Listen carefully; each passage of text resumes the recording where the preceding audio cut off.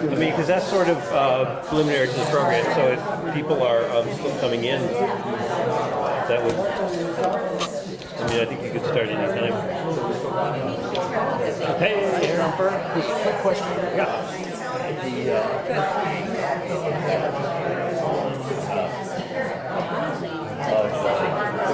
The other thing I had was Montpelier post office. 2 or 3 recording desire that came out. Testing. So that's on a CD.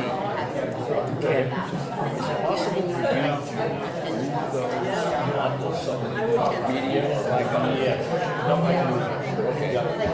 And in the process, what's on the CD on the thumb drive?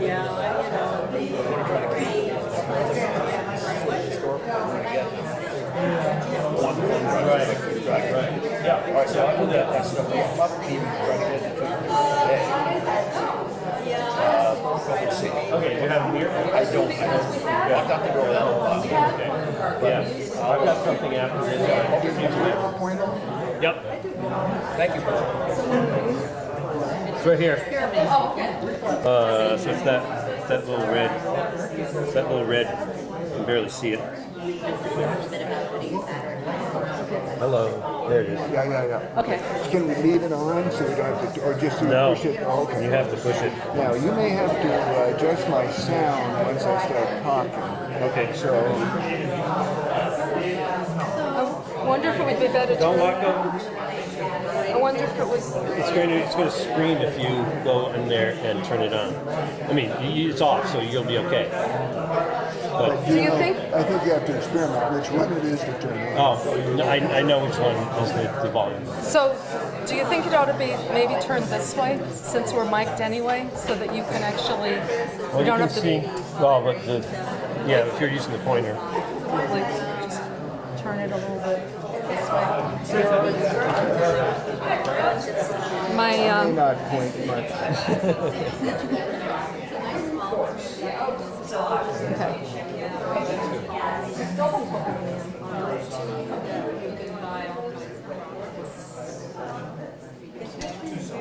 Take it out. Take it away.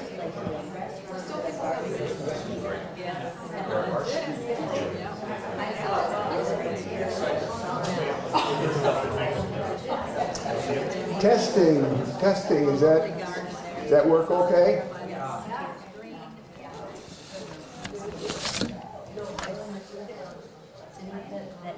Guess there's nobody in sight, so we will start. My name is George Edson. I'm chair of the Montpelier Historical Society, and I want to start by thanking the others that have played a part in this.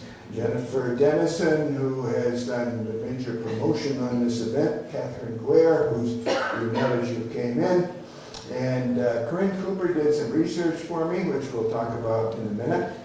Jennifer Boyer and Paul Carnahan, who did more work than I did on this, even though the three of us are sharing equal billing. So just a couple of words about, I'm making a pitch here of what you can do for your local historical society. And I'm a big one to pitch to everyone to write their life story. Everybody rolls their eyes. They think nobody cares. But a local person who I could name, but I won't, recently gave me his life story he'd just written. He went to his attorney and she said, "You have a life story, you ought to go home and write it." And he went home and wrote it. And it's good for your family, it's good for the Historical Society, and I'm a big proponent about writing your life story. Also, we would invite your participation in conducting some local research. And Mark Twain said, write about whatever interests you at the time. So write about anything. Write about your vocation, your job, local organizations you've been involved with. It may seem boring to you, it's current, but contemporary history becomes history in time. So we would encourage you to do that. And we are involved with video histories, and we would invite people to help us with that by doing some video histories. And we would invite you to suggest to us any people that we might do video histories of. So a quick show and tell just to show you the kinds of little things that we've been getting lately. Here is a Misco Seal Beverage Company bottle, Montpelier, Vermont. I bought this on eBay within the last few weeks. Harry Slade, pharmacist, Montpelier, Vermont. A small metal box. You all are very aware of the Montpelier and of the U.S. Clothespin and the other clothespin company. And I happen to have possession of this. My father passed it down. So not only is it a mint condition box full, but it is an unusual double clothespin. So things like this, there's not too many of them around. And just, two more things. Again, more contemporary, not too old, but a golden dome beer glass. And lastly, across baking, across cracker box. Many of you might remember cross baking. So anyway, that's, and the most exciting thing is the following. I received this email on August 17th of last year, 10 months ago. I won't read the whole thing. Dear friends, today I documented a melodeon made in Montpelier between 1845 and 1855 by G.H. Nichols. This is from a guy in Maine, and he says that the lady that brought it to him is willing to give it away. And this week I picked it up at the S.C. Oregon Museum in Brattleboro, and I haven't even unwrapped it yet. But I asked Corinne Cooper, who is our primary, or one of our premier researchers, to look it up. Last night, I sent her an email asking her to do it. I have 6 pages of ads for this guy and his store on State Street and all kinds of stuff about organs. I bet there might be nobody here that knows that this guy made organs. So we will be putting that on display in some storefront downtown, and so that's kind of what we're doing. And lastly, and not leastly, is space needs. We would like some permanent space. We have some borrowed space, which we're very appreciative of, but we need space to catalog our collection. We need space to store our collection, and we could use it for meeting space, but anyway, we like space, so we're always making that pitch. So that's everything. Paul, that wasn't too long. But anyway, so I would turn this over to Paul, who will start our presentation on East State Street, half a mile of history. Thank you, George.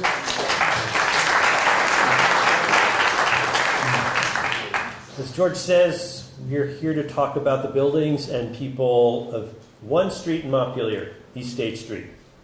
The program is sponsored by you, our members, and also by Tarrant, Gillis, and Shems, attorneys at law, who just happen to be located on East State Street. Why are we looking at East State Street? Of all the other streets in Montpelier that we could look at, there are a couple of reasons. First, it's an interesting street, capturing several people, businesses, and institutions. And second, quite frankly, it's a street that included buildings and people that the 3 of us had researched independently. And we thought it would be fun to pull it all together in one place and talk about one swath of Montpelier. I should mention that I'm having trouble advancing the text here. So how does that work? There we go. Okay. Yeah, the cursor has to be in the... You can also click the smaller A. And it'll shrink it. But yeah. I should mention that while we're going to talk about quite a large number of properties on East State Street, we aren't going to talk about every single building. So if we didn't mention a building that you own or that it's a favorite of your buildings, I apologize in advance, but we didn't have time to research absolutely every building. We're going to start at the bottom of the hill. That's interesting. There's a screensaver on this computer that hasn't been turned off. This is a very bottom street. There we go. Okay, we're learning all sorts of new things here about this computer. So we're going to start at the bottom of the hill, logical place, work our way up to the College Green. Each of us are going to take turns and hopefully we can make the transitions smooth. I'm going to start here to set the scene. This is Montpelier, circa 1860, looking east down State Street with the Winooski River there on the right, the lower right. East State Street did not exist yet. Perhaps the most prominent building here is labeled. It's the old Union School, which stood there in that form from 1857 until 1939 at the location of the current Union Elementary School. So that's Montpelier before East State Street. This is the same view, only a little closer and 15 years later. As you can see, what will become East State Street is now a dirt path, and development has started on Seminary Hill. In this view, we can see several buildings that will attract our attention and that we'll talk about in a few minutes. Let me see if I can pull this off. I'm not sure I'm going to because the angle is sort of odd. But we're going to talk about Eliza Guernsey's house at 48, right there, East State Street. We're going to talk about number 56, which is right there, which is the Brigham Cross House. We're going to talk about 100 East State Street, that's right there. That's the Gilman Marvin Jones house. And the building over to the side, right around there, is 99 to 101, which is part of the Civil War Hospital. Prominent in the photograph, of course, in the upper right-hand corner, is the Vermont Methodist Seminary, whose central building we now call College Hall. It was built just 2 years before this photograph was taken. East State Street, of course, starts here at Main Street. There is a very large building with an opening in it known as the Arch Building, or the Spalding Block, after John Spalding, the man who erected the building. The arch in the building gave access to the back of the buildings, where a livery stable and some tenements, or apartment buildings, were located, and to the dirt path that led up the hill to the fairgrounds at the top of the hill, where the college is now. This is what the area looked like in 1853, according to a map of the city published by Presby and Edwards. You can see the Arch Building closing off full access to the street. And then we've labeled East State Street and School Street just so you can get oriented. The building on the south side of the Arch Building, the one with the Freeman office sign, is the Willard Block, built circa 1840, now one of the oldest buildings in the downtown. It was owned by Charles Willard, owner and editor of the Green Mountain Freeman, one of the most influential newspapers of its day. Now it's owned by the Heaney family and currently houses Bohemian Bakery and other businesses. Here's a closer look at that building and the Willard Block on the right. Can't quite see it, but the Montpelier Fire Department is lined up in front of the building. And George is going to talk a little more about the fire department in just a few minutes. Here's yet a closer view. And one of the things I love about this picture is the way all those signs are tacked on the front of the building, hanging every which way. I think you can even see some signs posted on top of other signs. Yes, the one right here, they didn't bother to remove the old sign, but just put new ones on it. According to an article in the Vermont Watchman and State Journal, in 1882, several citizens petitioned the town of Montpelier, and it was a town at that point, to establish a public road through the arch. The petitioners testified that the right-of-way through the arch had become, quote, one of the most important thoroughfares in town, that by actual count, the daily average travel of individuals and teams in ordinary times is more than 1,000. Can you believe that? I don't know. 1,000 travel through there today? That the arch is so often obstructed by teams, especially in rainy days, as to be impassable even for pedestrians, and that it is so infested with intoxicated men and loafers as to be dangerous, especially for ladies in the evening. Unquote. This was not a new request. In 1868, 14 years earlier, the selectmen had entertained a similar request, but turned it down as being too expensive. However, a public highway was established from the back of the building up to Seminary Hill with a right-of-way through the arch. It wasn't a public highway, but you could get through there. The town fathers, and yes, they were all men, must have come to terms with the situation and the cost, because the arch building was demolished the following year after the petition.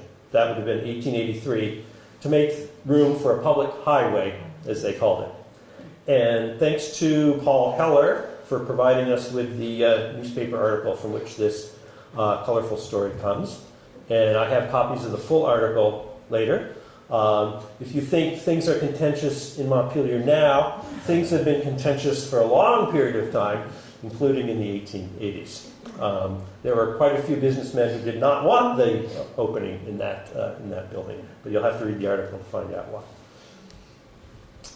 Okay, so in 1883, the arch building comes down, and here's the same view, with the street opened up, and with the Willard building still standing. And here's a closer look. One of the things about historical photographs that I like is being able to zoom in. Historical photographs and technology is being able to zoom in.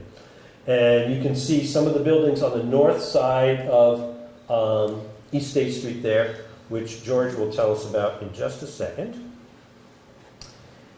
This is an artist's view of what the bottom of East State Street looked like in 1884 after the arch building was removed. George is going to tell us about this row of buildings right here on the north side of the street. I will be back to talk about this building right here and some of the buildings on that side. And then Jennifer is going to talk about the buildings right here at the corner of Cedar and East State Street. So now I'm going to turn it over to George. And we advance now? There's the, what's that? Advance? Okay. The left and right arrows. Okay. And to scroll this, you move the cursor, Okay. or you can do two fingers to move that up and down. Okay. Sanborn maps were made for the purpose of insurance rating and were produced over a period of 40 or 50 years from the late 1800s into the 1900s. They have been proven to be a valuable record of buildings and streets and infrastructure. This first one shows the beginning of East State Street in 1884, right after the Arch building was gone, and it was in fact called Arch Street. The top building that I'm pointing to is the Cross Baking Company, which is labeled. And it even shows the pink section, which are the ovens, right in the middle of the building, and that are the ovens. Sanborn maps showed brick structures in pink. The Sanborn map says this is the cracker manufacturing. A little side story here is that Charles Cross was known to expand his bakery building by buying nearby barns and adding them to the end of his building. You can clearly see from the irregular shape of the buildings that that's exactly what he did. This was not uncommon. You will see it all over downtown. He even moved two buildings down East State Street from the Sloan Civil War Hospital when it closed. Jennifer will discuss this later. My family owned Cross Baking from 1908 until 1980. The building marked Future Fire Station is the Future Fire Station, right there. This, now you think I'm going backwards, Paul? Yep, yeah. There you are. Here's one of the most classic of photos of East State Street, and it is easy to date. This would be the morning of November 4th, 1927, the day after the big flood. This is the very beginning of East State with a building Paul called the Willard Block, but which most of us call the Heaney Building on the right, and what at the time was the Gleason Building on the left. My father told me that the submerged truck in the foreground was a Cross truck. And if you zoom in, which you are able to, you can actually read the lettering on the side of the truck. An unoccupied wooden rowboat floats beside it. See the crowd of onlookers at the water's edge up East State Street. This is a view from the other direction. You can see the former bank building at the end of the street. This 1889 Sanborn map shows for the first time the fire station labeled as Hose Headquarters. The following 3 photos have been provided by Robert Snetzinger, official or unofficial historian of the Montpelier Fire Department. They are all undated, but this is probably the oldest. Volunteer Hose Company number 1 was organized in 1884, and this photo might well be about that vintage. The fire station building is long gone, but the building in the background was there up until City Center was built in the 80s. In the 50s, it was Vermont Business Equipment. In 1980, Vermont Business Equipment lost its location in that block that burned before it was replaced with City Center. It was run by Frank Kieser and then bought by Arthur E. Fitch. After the fire, his son Todd moved it to the current Vermont Liquor Store location on Main Street. He closed it soon after getting flooded in 1992. Arthur's daughter Martha Fitch is the longtime director of the Vermont Craft Council and started the Artisan's Hand in 1978 with Jennifer and 14 other craftspeople. This is a fantastic photo, and I call it fantastic because it's so clear. These were all probably made from glass negatives, and glass negatives properly exposed have the propensity to really make them sharp. This shows a fire wagon in front of the fire station. On the left, we see another livery stable. The Dudley stable is in every picture. Down on the left corner, you see the original Willard block that is still very prominent today, and straight ahead, the block built by James Langdon, former home to TD Bank. The building to the right was there until City Center was built. This shows the one-horse wagon and sports their sign over the door, number 1 Volunteer Hose Company. Horses were provided by Putney Stables, which are directly across the street. They were housed in box stalls at the rear of the apparatus floor, and that would be a cross building in the background. Another photo from Robert Snetzinger. This photo is not a local photo, but that is our truck. This was the first engine-powered truck added to the Montpelier Fire Department.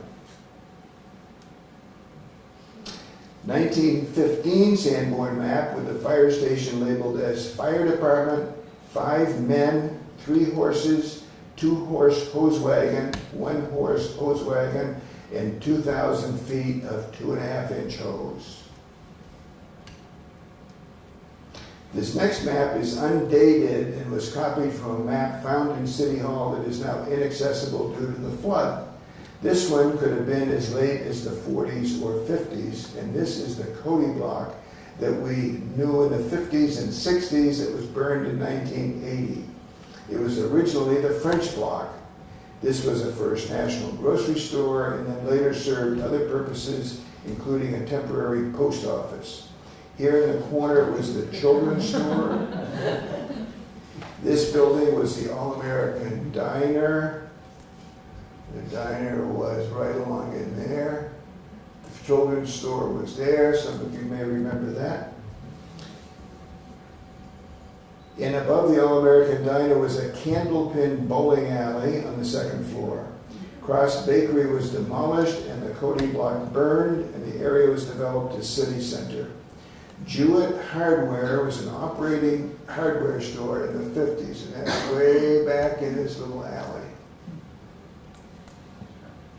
As a 6 or 8-year-old, I would walk down from Liberty Street to that hardware store, buy a little bag of nails so I could go back home and build another shack.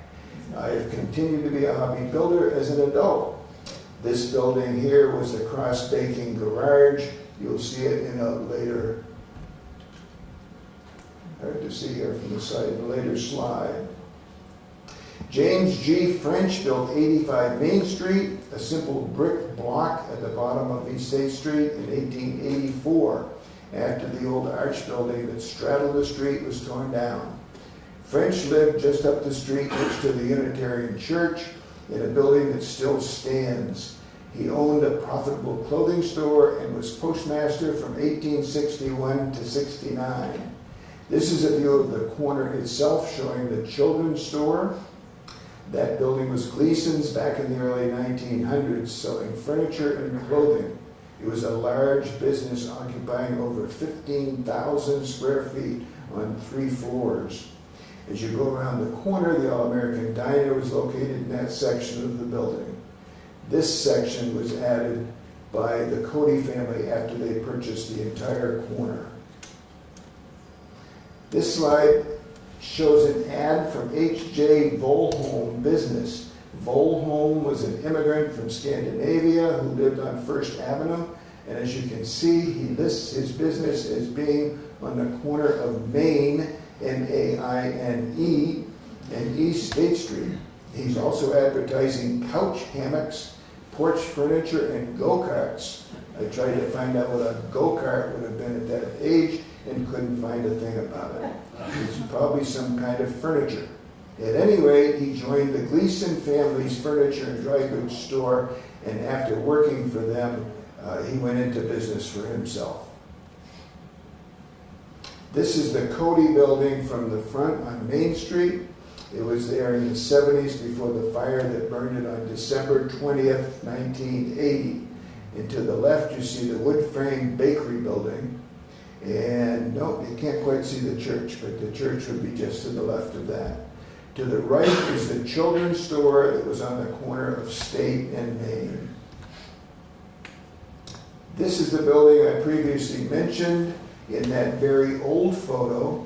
It's actually 2 buildings put together, as can be seen from the top view of the Sanborn map. This was not unusual back then. They would either build it as an addition or combine the 2 buildings that existed there. In this case, the windows are consistent, just the fact that these middle windows are closer together is a clue. Then they would combine the top cornice trim to finish the effect. In the 50s, there was a candlepin bowling alley, as I mentioned, operated by the Cody family, which was originally not mechanized. That is to say, the pins were reset after every string by a human pin setter, usually about 12 years old. The first floor was occupied by the All-American Diner. This building was owned by A.D. Hayes, who was a car dealer who sold Dodge cars. It would later become the Cross Baking Garage. It was bought by the Cross Bakery and turned into their repair facility and the truck storage building. Wholesome was the brand name for the bread produced by the Cross Bakery. Escape. No, Okay. that's not the escape. Now, why would the screensaver come on when we've been using it? I could turn I it off. don't understand. But that would be too Okay. boring. Wholesome was a brand name for the bread produced by the Cross Bakery, and the product was distributed over 3 states from this location. Paul is a factory in downtown Montpelier, kind of a strange situation. Paul is going to pick up with the building next to this one. Okay, and I just, this is East State Street in front of it. We're moving up East State Street now, just to orient you to where we are at the moment. So I'd like to talk about this seemingly unpretentious building that's on the edge of George's last slide. This is actually a very old building, circa 1848, which, if you've been keeping track, is 34 years before the Arch Building was removed. Does it say thrift store? Yes. It doesn't. To tell the story of this building, let's look at State Street on May 30th, 1874, before East State Street was even created. We're looking westerly toward the State House, although you can't see it in the picture. However, you can see the edge of the courthouse portico on the far right and some beautiful elms lining the street. And right down the street is the building that is now at 28 East State Street. Right there. As you can see, it's the same building minus the columns in front. And you can see that the pattern of the windows are all the same, right? This had a triangular vent, and they finished off the upper floors and put in windows. But it's the same, and this detail is the same in both buildings. And right next to it is the building that's now at 36 East State Street, which is that building. 36 gained a small overhang over the front doors and lost some windows on the side of the building, but otherwise it's the same building. How did these two buildings get to East State Street? They were dragged through the center of town and across the Rialto Bridge. A newspaper article from the time tells the story of the building being decorated with amusing signs, or at least the author of the article thought they were amusing for the time, as it stood in the middle of the street over a Saturday night. But, quote, all were removed before the hour of morning services in the churches on Sunday. Very important to get things cleaned up for churches on Sunday. So they must have been moved before or after the Arch building was taken down? After the Arch building was taken down, yes, yes. And as that area of the street was being developed, the newspapers talk about the person who moved it doing a good job developing that part of the street. Next to number 36 is number 44, which houses the offices of our sponsor, Karen Gillis and Shems. It was first built at the end of the 1890s and eventually was owned by John and Annie Miller. John was an adventurer when he was young, joining the U.S. Navy and going before the mast, according to the newspapers. That phrase was used to describe sailors going to sea in the days of sailing ships. He most likely sailed on the newer steam vessels and saw Egypt and the pyramids. Back in Montpelier, he married Annie. They bought number 44 and rented rooms to Dr. M.F. McGuire, a busy surgeon at Heaton Hospital. But John had ongoing health problems and died at age 47. Annie was alone for 10 years before marrying a different man with the same first name, John McGuire, the brother of her doctor tenant. In the 1950s, twice a year at Easter and Christmas, a descendant named Mary K. McGuire advertised her fruitcakes in the newspapers to be picked up at her house at number 44. The McGuire family owned the house from the late 1800s until the 1950s. Okay, now I'm going back down to the beginning of the street, but on the other side. On the south side of the street stood this row of tenements. You can see them in the bird's eye right there. I don't know the year that they were built, but they were probably built in 1883 after the street was opened, and because they show up on the 1884 Sanborn map and on this bird's eye from the same year. In the photograph, you can also sort of see the Blanchard block peeking out from behind. So you sort of know where we are now. In 1940, this building was moved down the street and turned 90 degrees to make room for the A&P building, now known as the Harry Sheridan Building or the Vermont Center for Independent Living Building. This was what the old 1883 tenement building looked like in 1990. Soon after the previous photo was taken, the building was demolished by its owners, Milton and Joan Beard, and replaced by this modern building, following the footprint and the form of the older building that stood on the site. This is the building that replaced that long tenement building, a building built by Harry Sheridan in 1940 specifically for the A&P Super Service Market. It is seen here in the late 40s with its original ornamentation. The vaguely modern style did not last long. In the 1950s, the curves of the parapet wall, corner lamps, and clock were removed in favor of the present squared-off design. It was really quite an attractive building with the clock and the little lights at the corner, and the brickwork was even a little different. I couldn't find any articles that described exactly when or why this was changed, but it had a streamlined look in the 1940s version. A&P left town in 1975. and the building struggled to find a tenant. International Coins and Currency was eventually a longtime tenant and owner. As I mentioned earlier, the building is now owned by and used by Vermont Center for Independent Living, although it was hit very hard by the flood, by the July 2023 flood. It's not presently occupied, although they have told me that they are in fact planning to move back there eventually. This is a quick view of a taxi stand that used to be located at the back of the Heaney building and next to the A&P. So you can see a little sign up above there, and these are the taxis waiting to be called into service. And I love the signage on the very corner of the building there, directed toward Main Street, so that people who were walking on Main Street or driving along Main Street could know what the building was for. Now over to Jennifer. How's this sound? So backing up a little bit, let's talk about the street as it went through the Arch Building and up the hill away from State and Main in 1853. The area of the old fairground, which is noted here, was the first East State Street, remained a wild land because the unpredictable nature of the clay river valley soil. It was used, the trail was used to get up to the race course and fairground on the plateau where the College Green is now.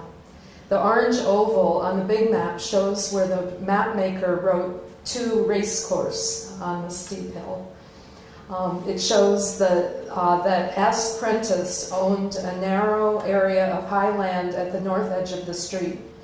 I think this is the location of 100 East State Street that Paul will discuss soon. The northern part of this area would later become Bingham and Marvin Streets. As an example of how wild and woolly this neighborhood was, Sanborn maps skip it entirely, or split it into two maps, so we'll rely on Google to get oriented. This section of East State Street on the north side became developed when the Union School that preceded the current elementary school on School Street was planned in the 1800s. A large lot bought by the school district bordered East State Street on that north side, and the house lots were sold after the Union School was finished in 1859. We're going to look at number 48 at the corner of Cedar Street, number 54 just up the hill, and number 55 across the street up on a knoll, the current Martin Apartments. At that time, land records showed titles for land lots, but also spring rights, since town water was not available yet. Also, homeowners took care of adding wooden sidewalks, and those were mentioned in land titles too. Water mains would become available around 1884. Eliza V. Guernsey was one of the first owners of number 48 East State Street, shown here at the upper right corner of East State and Cedar Streets. She was an unorthodox real estate developer of the late 1800s. Born in Calais in 1821, she moved to Montpelier, and by the 1850s had a thriving seamstress business with many employees, winning prizes for her clothing at the Vermont State Fairs. She was married only once, to a man who turned out to be a 7 times married serial bigamist named L.A. Abbott. He wrote a book about himself titled 7 Wives, 7 Prisons.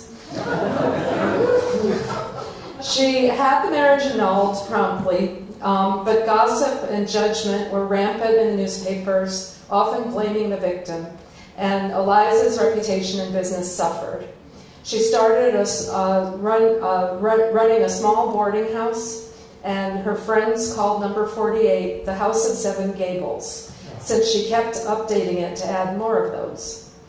A later article in the paper referred to her as a, quote, odd character, unquote, and she seemed to attract attention. She eventually took in her 2 sisters, her blind sister Phoebe, and her severely mentally ill sister Arminda, who had previously spent decades at 2 different state insane asylums. This bird's eye view, let's see, wait a minute. this bird's eye view map clipping is from the wonderful 1884 Norris map, hand drawn by A.F. Poole. This image reminds me of Where's Waldo. The original map shows the whole of Montpelier. Keep number 48, Eliza's house, at the corner of East State Street in mind as we zoom in to the next slide. After a number of years, Eliza decided to improve the living conditions of her insane sister, Arminda, whose erratic, sometimes violent behavior was a problem for everyone's safety. Eliza built a little complex more suited to Arminda's special needs next to number 48, shown here as Eliza's octagons. The new complex had an interior cage and also an outside area with a high fence to give her sister as much freedom as possible. The buildings were the two octagons and other buildings shown here next to number 48, to the right of the word cedar. It's remarkable that Mr. Poole shows the octagons in this 1884 map. They only stayed in place for a few years. Newspaper articles show that Eliza was a regular gadfly at the State House, advocating for better care for the insane. By 1889, the sisters Arminda and Phoebe had passed away. Eliza, now 68 years old, decided to build a new tenement, now number 55 at the bottom left of the map. She sold her two houses across the street, number 48 and what would be number 54, the octagons. And according to the newspapers, she purchased, quote, purchased a lot on the opposite side of East State Street, near the summit of a high hill overlooking the entire village. If the clay bank upon which the house is built does not slide out next spring, she will be all right. Unquote. Whoops, wait a minute. She had one of the octagons from her old complex moved out onto East State Street. According to the papers, it remained there for 3 weeks in the middle of the highway, bolstered up by blocks. In the meantime, Miss Guernsey had her, this is a quote, had her cooking stove set up outdoors, the pipe being attached to an electric light pole. She cooked out there, rain or shine, unquote. Workers finally raised the octagon 20 feet and slid it out onto the high clay bank to include in her number 55 house. There's no proof that the current bay window on number 55 shown here is the original octagon that was moved, but I choose to believe it might be. The current owner of the house showed me the substantial granite foundation that the bay window rests on. Eliza only had the tenement for a few years before her health declined and she sold it. W.C. Walker bought it after work had been done on the high bank to lower it. Eliza died in 1895 at age 74. When Eliza sold her old octagon property minus one octagon to her neighbor, Charles H. Cross of Cross Baking, he was living on number 56 East State Street up the hill. The sales agreement stated that Eliza must move or raise her collection of buildings and have the foundation filled in. Charles then built the current number 54 on the left, probably as a tenement. I leave it to your imagination as to what went on between Eliza and Charles as they designed these two buildings across the street from each other. They seem to have a similar taste in terms of 3-story bay windows. Charles was the owner of the thriving bakery building George has introduced us to. Luckily, number 55 is 135 years old and it hasn't slid off the hill yet. But that is thanks to some active remediation of the terrain. W.C. Walker owned it in the late 1890s and lost patience with Eliza's adventurous location of the house. Newspapers detail numerous accidents on his property over the years. One time, in January 1898, a delivery horse and sleigh with 2 people in it slid off the driveway 8 feet onto East State Street. But luckily, there were no injuries to man, beast, or sleigh. Also in 1889, the paper recounts, quote, W.C. Walker's house lot is smaller than it was yesterday. After a heavy rain, several hundred cubic feet of clay slid down into East State Street from the front side of Mr. Walker's lawn. The slide included several trees, one of which, a good-sized apple tree, came down right side up as naturally as if it were grown in the street. These are just 2 articles that we found. The solution was the big wall. It was a combined effort between W.C. Walker and the City Council. George Edson grew up in the neighborhood and wonders how many of us have passed that wall without thinking too much about it. In 1898, there was quite a squabble in City Council meetings about who should pay for solving the East State Street problem. After lively debate noted in the papers, a solution was decided on, that they would share the expense. Walker agreed to take charge of removing a sizable amount of clay, leveling his lot more to prepare for the granite retaining wall to be built by the city.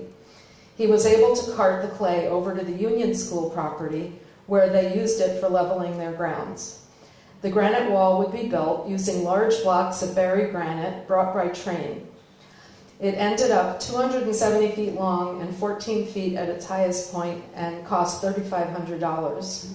What do I do? So what I do is I go Alt-Tab, and then I go Okay. Alt-Tab twice. Sorry about that. This is my computer. It's my fault. The paper, the paper said this will prevent any further clay mires. This is a quote, which have been a regular thing. I didn't know they used the word thing back then. After all the acrimony about planning of the wall, it was built very quickly considering its size. Let's see, did I do the right thing? Yes.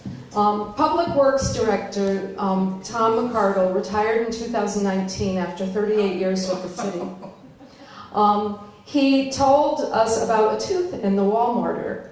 John Snell filled us in on the details. He remembers watching 2 workers repointing the wall in the late 1980s, and one of them added his newly extracted molar, just fresh that day, to the fresh mortar. I looked recently and did not find it, but I did find some interesting treasures added by neighbors. John gave us a picture of this picture of the tooth. It turns out that the VPR show Brave Little State did some more research. Listen to that episode, it's very entertaining. If anyone finds the tooth or any other treasures added by neighborhood children, please treat the collection with care. Mike Doyle of Doyle's Guest House on School Street grew up in the neighborhood, and he thinks that the oldest, possibly original mortar from 1898 is this darker mortar that has the patterns in it. There would be no East State Street without it, without the wall. Eliza's crazy idea helped start it all. And this is kind of changing perspectives here. Mike Doyle's memories of his childhood in Montpelier involve an area of woods that is down the hill from the next 2 buildings that we will look at. We've left number 48 and 54 at the corner of East State Street and Cedar Streets to visit number 56, the yellow building with the big parking lot, and number 58, the brick office building. Mike remembers that the wooded area between these buildings and the Union School at the upper right here was a wonderful gathering place for kids from all over the neighborhood. There were, and still are, paths all through the woods. One of the paths ran from the Union School at the top of the big retaining wall behind the Hodgson and Cross houses at number 37 and 39 School Street. Mike said it was a thrill to jump off the 10-foot wall.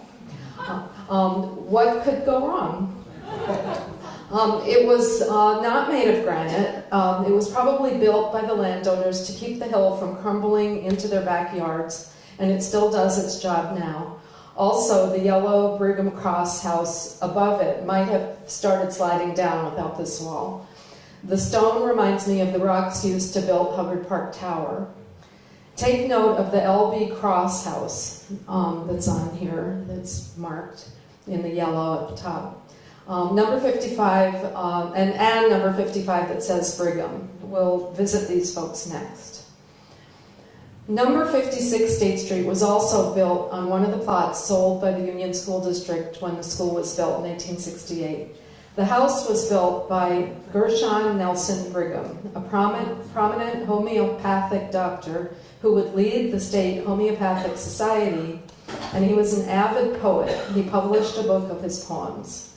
He and his family followed the stream of Vermonters moving west in the late 1800s. They ended up in Michigan. The next owner of number 56 was the Cross family that George mentioned. Charles H. and his son, L. Bart, bought number 56 in 1880.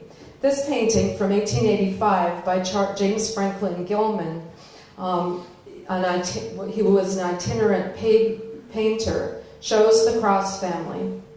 As we have seen, L. Bart lived just down the hill from number 56 on School Street. He must have used the woods path sometimes. L. Bart sold refrigerators from number 56, according to the ad in the papers, probably out of the barn shown here that is now gone. I imagine the ladies walking arm in arm are thankful for the plank sidewalk, making it a little easier to navigate the mud and horse manure with long dresses. Maybe they are Eliza and Phoebe Guernsey. The current building looks quite good for its age and has long been rented out for offices. The old curved drive has been replaced by a parking lot. The portrait here is Gershon Brigham, who built number 56. Number 58, East State Street, is an impressive building made of brick at the corner of East State and Hubbard Streets. It was built in 1901 for the Union School's first through third graders. It stayed a city school until the present Union Elementary School on School Street opened in 1940, after which it was used by the Catholic school for a while and for public school administrative offices. It was sold by the school district in 1982 to the Vermont Rehab Partnership and turned into offices. In 1882, East State Street was becoming more settled, and the architect George H. Guernsey built number 68 for his family at the uphill corner of Hubbard and East State Street. His wife was Alpha, and they had one daughter, Mary. George was the son of Gilman Guernsey, a master builder in Calais who built the East Calais church that still stands. George helped his father with building projects in his youth, and after serving in the Civil War, his family moved to Montpelier, where he would have a huge impact. By the way, he spent 2 years as Montpelier's mayor. This has gone through a few color schemes. George designed many Montpelier buildings, including the Catholic Church, Redstone, the brick Dewey House on East State Street, and the beautiful turreted house at 69 Barry Street at the corner of Hubbard, owned by the Ribellini family.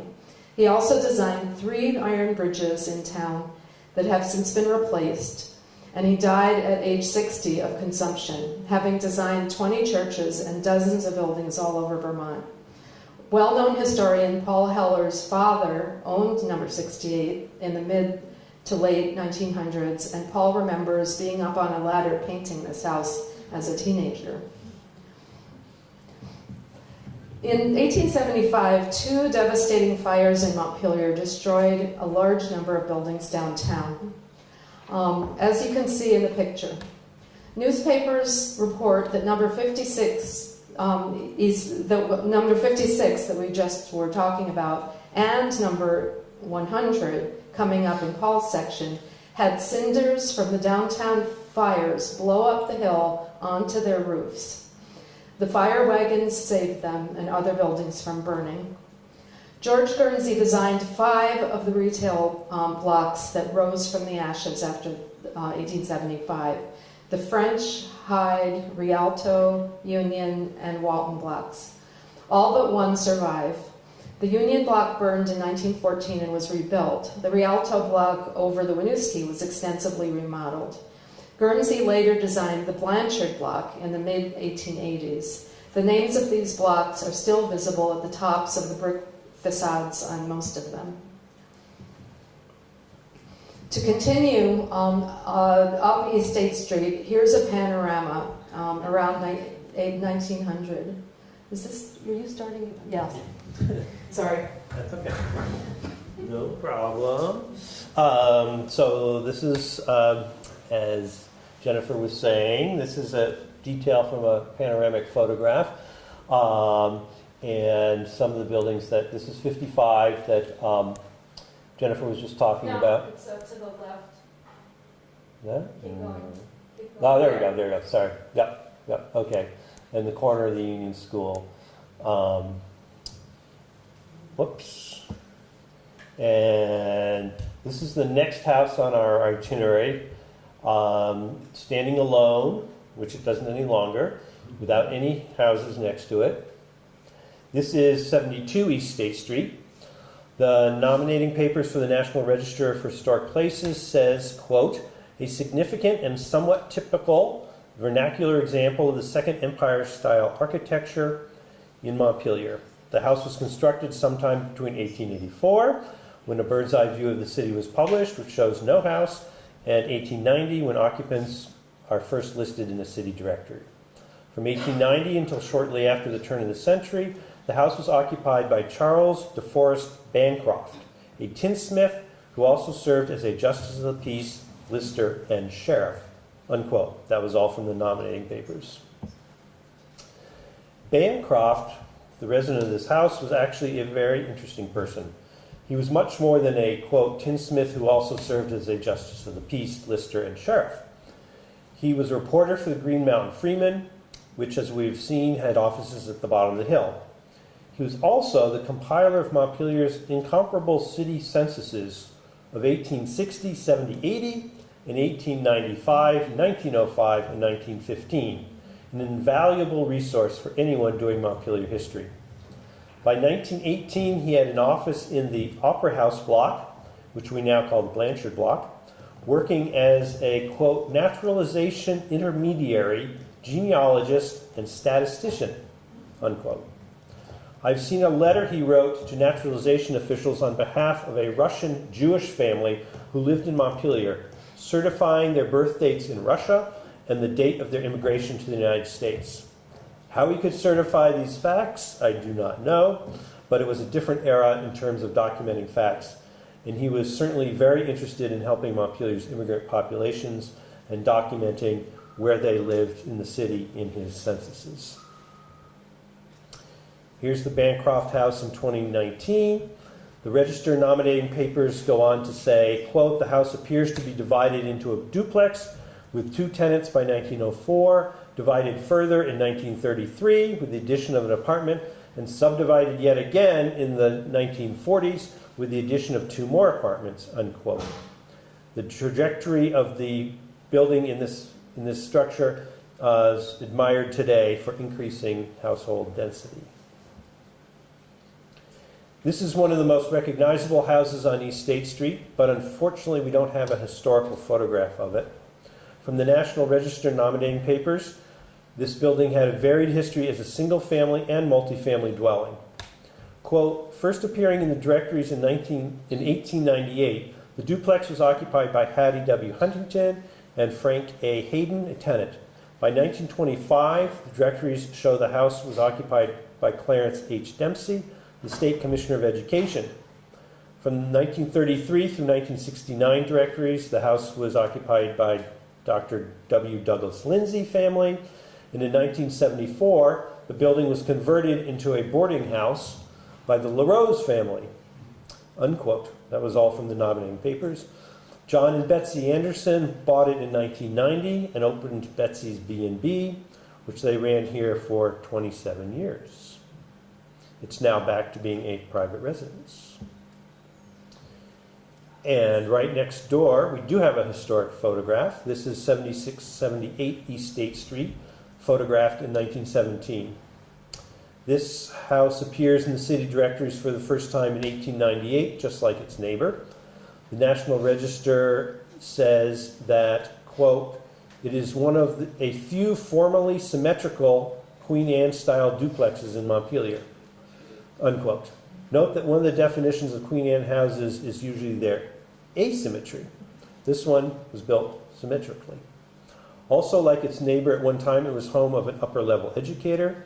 A note on the back of this picture, written by local historian and collector Dorman B.E. Kent, says, quote, May 20th, 1917, at 76 East State Street, the tenement on the left lived Frederick Edwards, principal of the high school and an intimate friend of Mr. and Mrs. D.B.E. Kent. The next house up the hill is 100 East State Street, the big brick house that is now offices.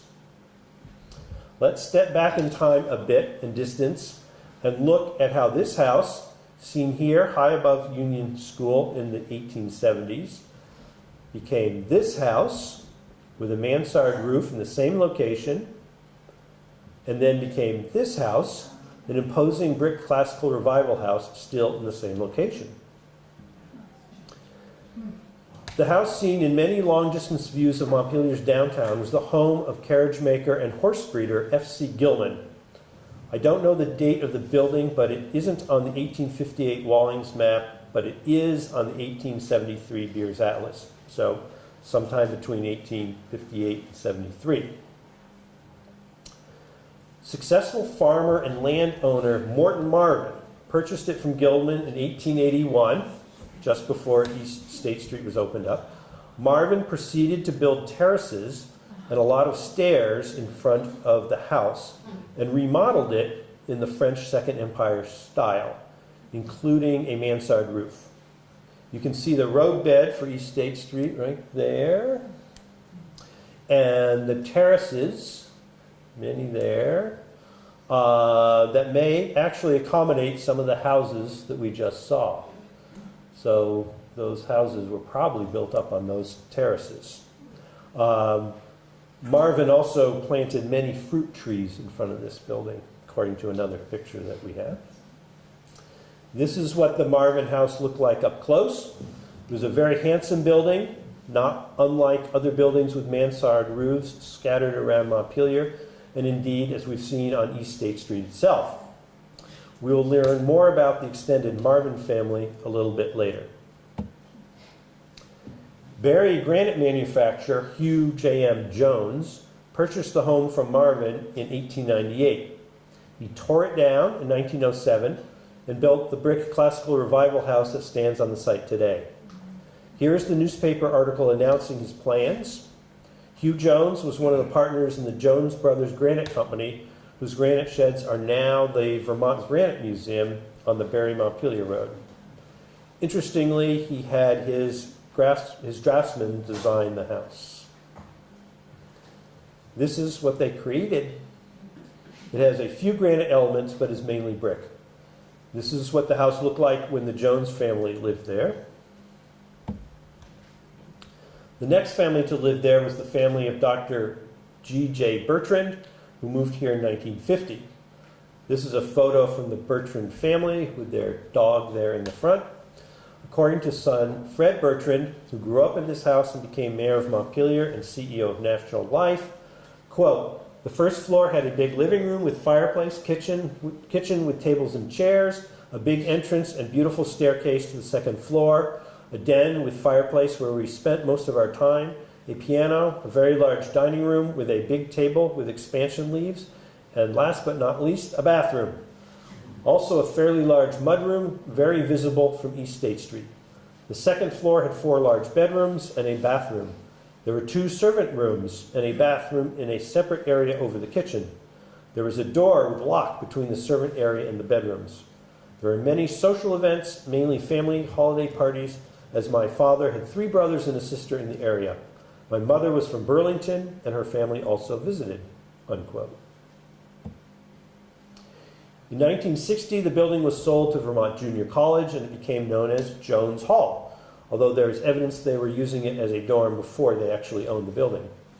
I stumbled on this interesting clipping published on August 3rd, 1959 in Evening Argus when doing research on this building for an article on the Vermont College campus that appeared in the Bridge last summer. It tells about a famous national political columnist named Raymond Moley, who stayed in the house at 100 East State Street and wrote several of his columns while he vacationed in Montpelier, though it seemed to be very much a working vacation since he was very productive. The building served as a dormitory, as seen here in a detail of a campus map, until March 1976, when it was sold to Lawrence Heaney, and it became a private residence once again.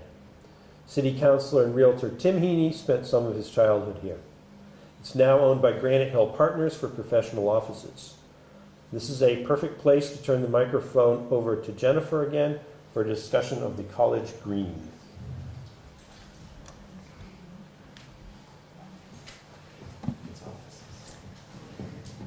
Okay. In the mid-1800s, or stepping back again here, in the mid-1800s, when East State Street was still a mud track, the level area at the top was a fairground and a horse racing oval. Horse breeding and racing were popular in this rural state that used so much horsepower. Then, towards the end of the Civil War in the 1860s, the Sloan General Hospital was built on that spot. For the battlefield camps, the battlefield camps and field hospitals were risky environments, so soldiers were sent to hospitals closer to home. 2/3 of the military fatalities were caused by disease, and 1/3 mostly from bullet wounds. The hospital stayed in use for 2 years. Why is it doing that? I don't know. Here, let me just hold it further away. The hospital stayed in use for 2 years, and then the campus was sold to a private school, the Vermont Methodist Seminary. This was a high school. Many wards were moved and used to build the first dorms. Others were separated into house-sized sections and moved all over the Seminary Hill area. Note, this is a great picture. Note the numerous board fences, which look like roads, but they're not. This picture was probably taken from the same high hill across the Winooski where, oh, never mind. Take note of 110 East State Street at the far left that still stands. It's the only farmhouse and barn on the left side on East State Street. More about that building in a minute. 99/101 East State Street is one of the 15 houses that still exist that were built from segments of the wards of the Sloan Civil War Hospital in 1868 after the Civil War ended. This one was built by the seminary and was sold to Nellie J. Hayford in 1894. Later, Frank A. Sherburne, you'll hear about him later, owner of a neighboring house on the corner of West Street, ran it as a tenement. It's been a tenement ever since. It's speculation that both parts of the building are ward sections, but they both match pictures of the hospital grounds.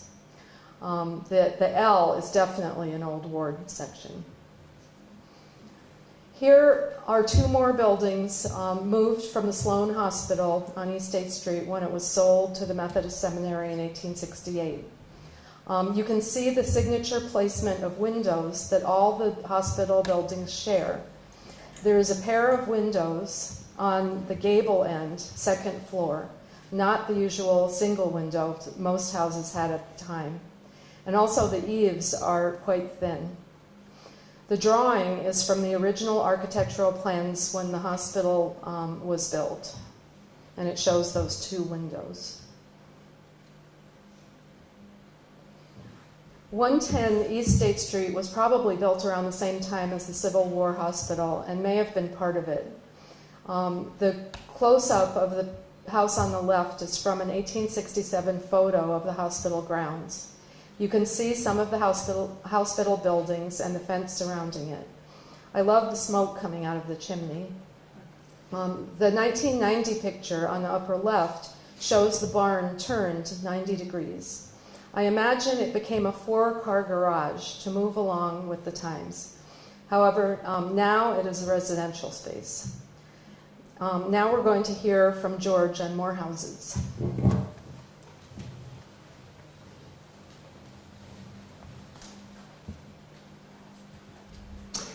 This is the house at the corner of West and East State Street, numbered 11 West Street. It currently houses the Montpelier New School. Frank Sherburne bought the land from the seminary in 1892 and built the house in 1895. Frank Avon Sherburne was born in Corinth, Vermont in 1858. The family moved to Montpelier when he was young, and he attended Montpelier Public Schools, graduating from Montpelier High School and the Methodist Seminary. He married Josephine Gill, a fellow student. In 1875, at the age of 17, he started working at Putnam and Marvin Crockery and Grocery Store at 40 and 42 Main Street. 13 years later, when Enoch Putnam retired, Frank became a full partner, and the new firm was called Marvin and Sherburne. Mr. Sherburne was an active and successful local businessman and an active real estate investor, owning a number of pieces of real estate over the years with properties on Tremont, Ridge, First Avenue, College, and East State Street. He was also very busy in civic affairs, being active in the fire department, the Board of Trade, the YMCA, Trinity Methodist Church, the Odd Fellows, the Modern Woodman, and the Heaton Hospital Board. He was a member of the original board at the hospital. Here we see Frank Sherburne, the second from the left in front of his grocery store and provision store at numbers 40 and 42 Main Street. This space is where Summers Hardware was and where Aubuchon Hardware is now. You can still see the name French's Block 1875 at the top of the brick facade. And we remember that George Guernsey designed this and other buildings after the big 1875 fire. Another thing of note in this picture is that they're featuring S&H green stamps. They were invented in the very early 1900s, and Marvin and Sherburne, and later Sherburne and Flint, were leaders in the movement. Frank was partners with Thomas Marvin, who died at age 49. He then became partners with Mr. Flint. The Marvin family comes up again later. Here's an early ad for egg white soap from Marvin and Sherburne at 40 and 42 Main Street. It is made to produce the same effect as whites of eggs and sweet cream, 10 cents per cake. And here's an ad from the store once it had changed its name to Sherburne and Flint, 40 and 42 Main Street, featuring groceries, woodenware, and baskets and items in our China store. Here is a dish featuring the old Pavilion Hotel. These items were made in England and made especially for Marvin and Sherburne. It was not uncommon to sell items that were imported as private label or store brand items. They featured numbers of souvenir type images. I have purchased a number of these on eBay. The Marvin family connection is what makes them of interest to me, maybe of less interest to my wife. Here is a representation of the Vermont Methodist Seminary and Female College campus. College Hall was built about 1870. The dorm was built about the same time. This card is dated 1882. This is a closer look of the dorm. That building was there in my time, and it was used for many, many years. It was a dorm for Vermont Junior College in the 50s and replaced by Noble Hall in 1957 and Bishop Hatch Hall the following year. It was built from sections of Sloan Hospital wards in the 1860s. They moved 4 long wards and jacked them up to add new first floors. Note the signature double windows on the left gable ends. A different view of the same area with the dorm on the left portion. The other 3 buildings were college buildings made from Sloan Hospital buildings. One of them is still there. It sits behind the library to the right and was most recently called Martin Hall. It's been moved, but it looks very similar to that building right there. I found on a census that my great-grandmother Eva Marvin lived in that house at one time. This ancestry tree section tells the story that while Frank Avon Sherburne and his wife Josephine were building a house on the corner of West Street and East State Street, their daughter Eunice was connecting with Mr. Robert B. Jones, who lived across the street.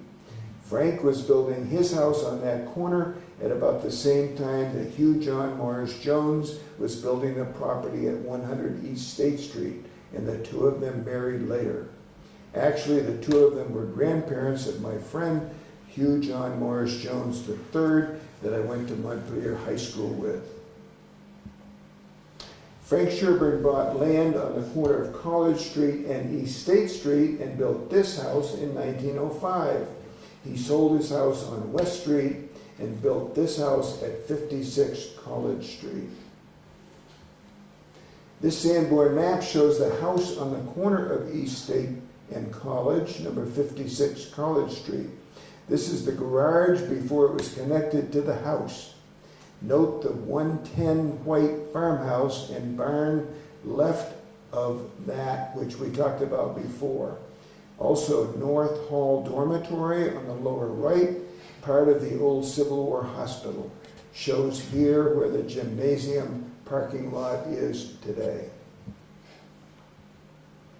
So my great-grandfather, Thomas Marvin, built this house in 1897 at 7 West Street. He built it at the age of 47 and died at the age of 49. So let's go back to our 1884 map produced by George Norris and drawn by Mr. Poole. At the left, we have the corner of State and Main with East State going up to the right. We have talked about at least 7 buildings in this stretch. East State continues above Hubbard Street, and we have talked about at least 9 buildings on this section. Jennifer will have copies of the large 1800s maps of Montpelier.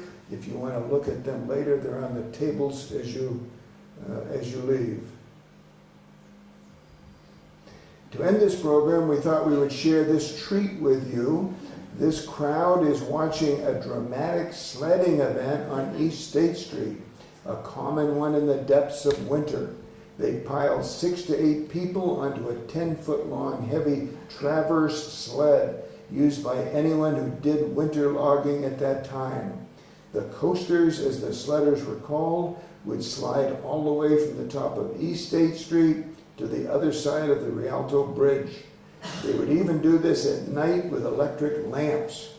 Newspapers note that Thomas Marvin, of Sherburne and Marvin Grocers, allowed the community to use his land at the top of the hill for the coasting. Just to the north of that is Marvin Street, built in later decades. At the bottom of the slide is a picture of a traverse sled that is on display at Morse's Sugar House. The age of the automobile put an end to all this fun. Thank you very much for coming, and we will welcome your questions.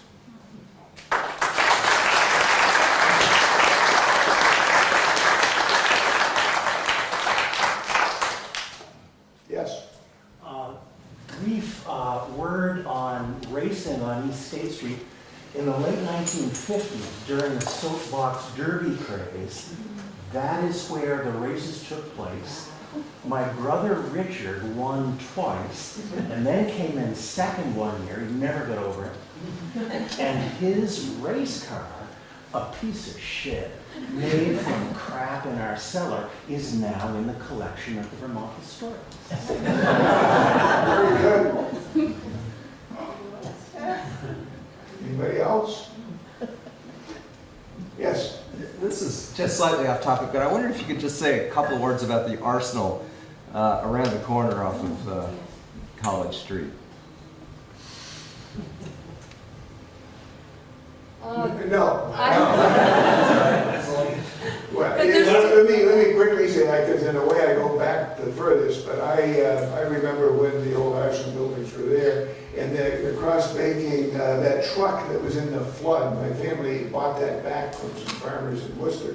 Some years later, we still have that truck in our possession today. And the truck was stored in one of those Arsenal buildings, so I had reason to be in an Arsenal building from time to time.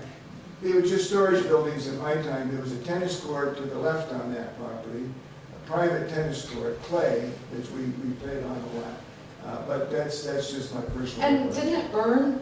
Yeah. So There was an arsenal during the Civil War. there was a whole, so there's a hint on East State Street about where the big buildings were. Like that little brick building is tiny, and there was these big buildings. Along College Street, you see granite pillars and iron poles. And anywhere that's behind that had those big buildings behind it. So. Right, I think what I had heard was that it was built at the same time as the Civil War Hospital, and it was sort of part of the deal to put a hospital there, and that the state would get the arsenal as well. And I think it was hit by lightning in the 1940s, right? Was it 40 even? And the state was storing a lot of records in there, and those records were burned, including Civil War records. So what you see now is just the, I think it was the superintendents or the people who managed the arsenal, is their cottage. And College Street was named Arsenal Street for a period of time. It'd be interesting to know how long. We've seen maps with College Street named Arsenal Street. Robert? I wonder if there's any history on this. My father clearly remembers that where they used to run that Travis sled down from actually up where the Kingstead is, sort of that area down there right by the Main Street School. And there was a terrible accident with the kids on there. Either 2 or 3 of them were killed. And he happened to be at the top of the hill and decided not to slide down on that trip. Good for me. Worked out for you. I have one more little thing about that. I've met someone who used to take travel sleds with friends from the height of land just south of East Montpelier Center and end up in downtown Montpelier. People were crazy back then. Yes? And a lot of the traverse runs were done standing up, is my understanding. I hadn't heard that. Yeah, women in full skirts. Yeah. But a lot of buildings have been moved over the years, but also a lot of hillsides have been moved. And it's just mind-boggling to think about how much soil was moved around. Relating to that, a friend reminded me that whole area of kind of north and east of downtown was called Clay Hill, and that's what it is. Yeah, we have a lot more information on the wall. We could have made a 15-minute talk just about the wall, and that's fascinating. The thing that interests me the most is that wall was conceived in like April, and it was finished in like November. And from beginning to end, it was talked about before, but when they first decided to actually do it, it was just months. Today it would be years. Yes? I don't go that far enough to know the history of what happened after the A&P. What was the next grocery store in Montpelier? When did the Shaw's building go? The Grand Union was already there. Yeah. Okay. That came before Shaw's. So did that have to do with the demise of the A&P? Does anybody know? In my day, in the 50s, it was A&P and First National downtown. I would go shopping with my mother at the First National, with the Cody Block or the A&P. That was it. And then they each closed and went to the Barry Montpelier Road. I'm not sure what the Shaw timing was. But anyway, that's what those those were the two. And there was no other shop, no other supermarket. There were IGAs, and the IGAs were very, very active, neighborhood IGAs. And there were a lot of mom and pops. Yeah, absolutely. The mom and pop sold groceries. The mom, Capital Market. yeah. Steve's. I don't think the bakery, Cross Baking was in the middle of Montpelier, and you make your bread the day before you sell it. So Sunday was the day that we made bread. And so on Sunday, we would go out to all the Montpelier stores and bring them fresh bread. And you couldn't stack it too high because it would collapse. It was hot. And so, 6, 8, 10 different stores in Montpelier would get bread that was an hour old. Mary? So the sledding on State Street, I remember my father telling me the story of, so I'm thinking this might have been about 1910. His younger sister was sliding down the hill in full throttle. And all of a sudden, the fire trucks, which were horse-drawn, comes flying out from the side there. And the guy driving the horses sees this little kid coming down the hill, and that guy was Norm Darkman's father. He purposely overturned the fire truck, saving this little kid. But because he had really messed up the fire truck, he was fired for that. Wow. Fired. And, never mind.